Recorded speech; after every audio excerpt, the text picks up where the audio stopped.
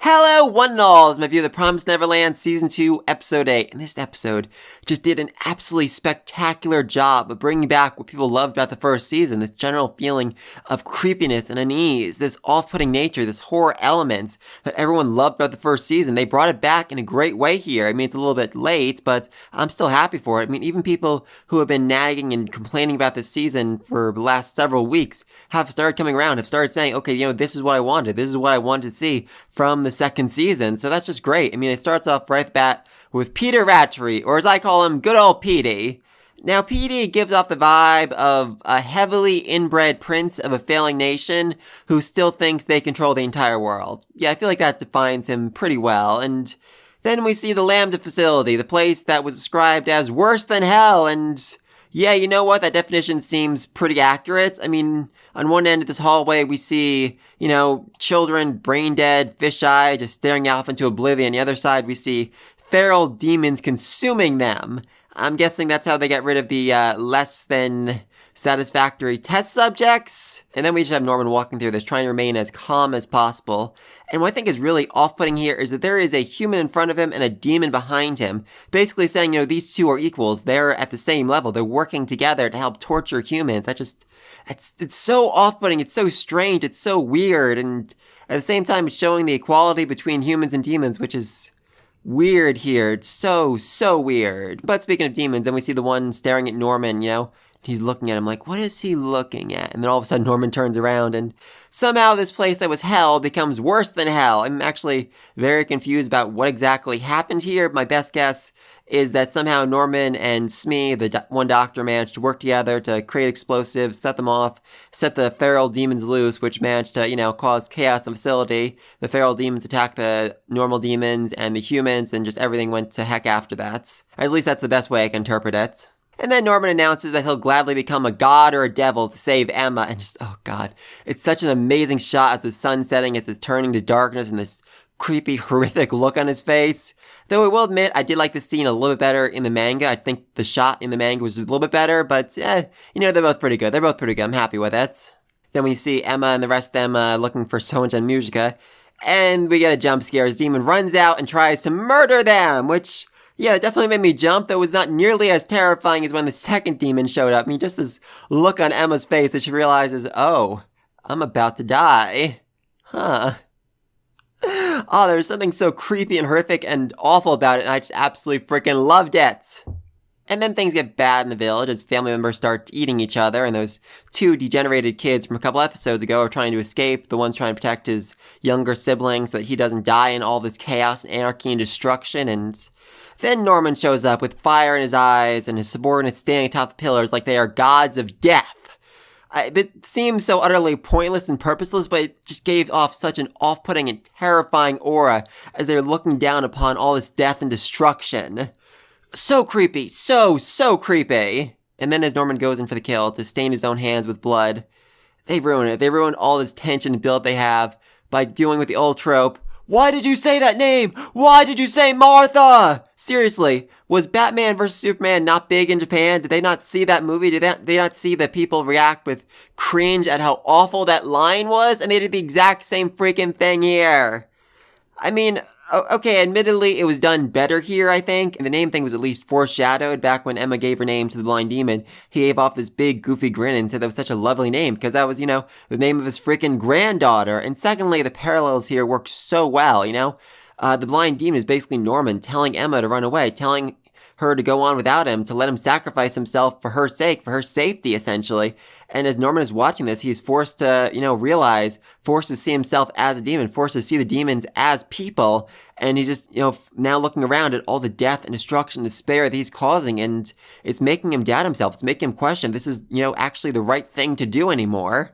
And it's just done so much better than the freaking manga. I mean, don't get me wrong, I love the manga, even all the way up to the end, but this part of it was just so bad. I mean, this part where Norman starts doubting himself, where Norman starts questioning himself, he's not seeing any of the death or destruction. In fact, he's already basically won.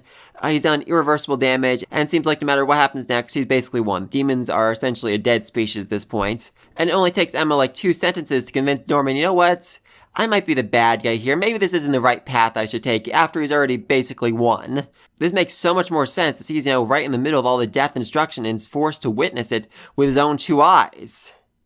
Anyway, rest of the episode. Isabella, we see her briefly at the start of it as she's giving away Norman, and her eyes look so dead as she's giving him up to Petey. I mean, seriously, she's smiling, but she does not look happy about this. She knows, that whatever fate Norman is going to face moving forward, it's going to be much worse than if they had just killed and eaten him. And that definitely seems to be the case, given that he starts coughing up blood shortly after he moves to Lambda.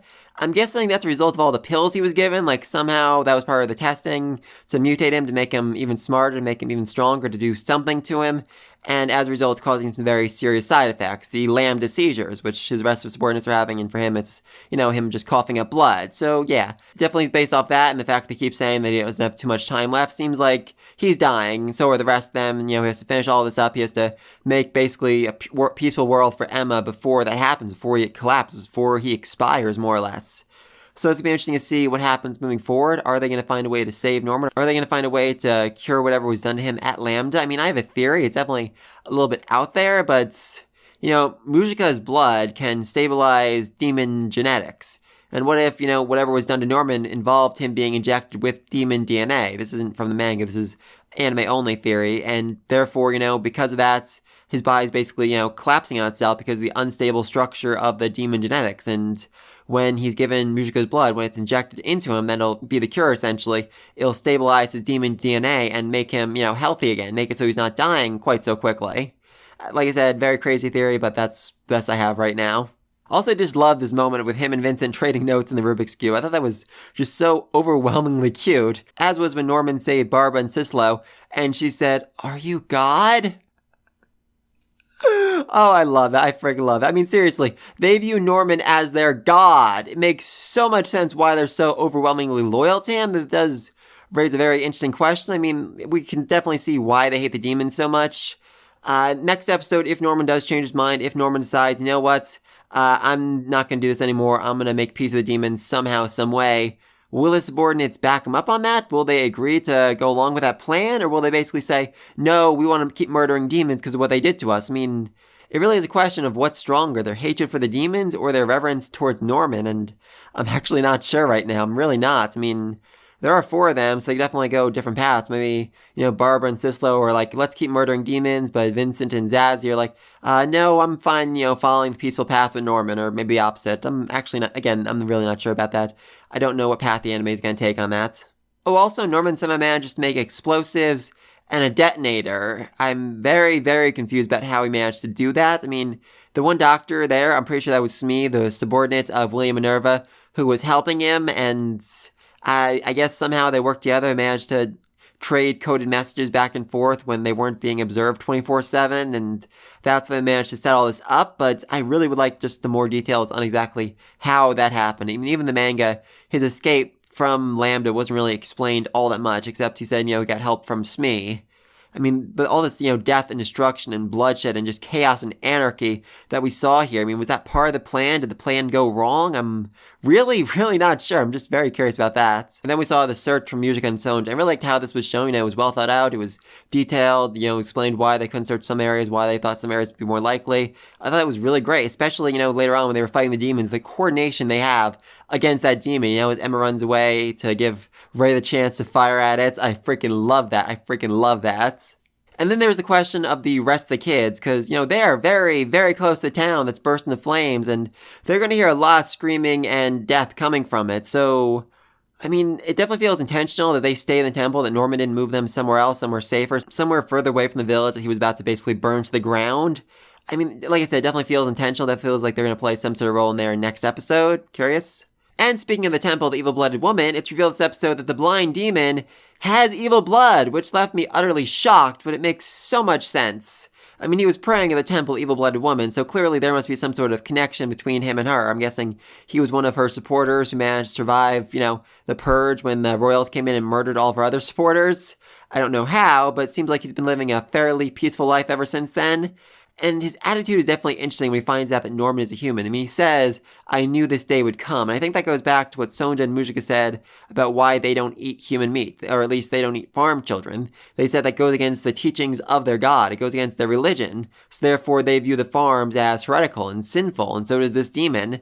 And, he realizes that sooner or later they would have to pay for their sins, the sins of raising humans like cattle. It was wrong. It was sinful. It was evil. And, now they have to pay for it. Now they're going to be killed for it. And that definitely seems to be backed up by the fact that he did not give his granddaughter any blood before this.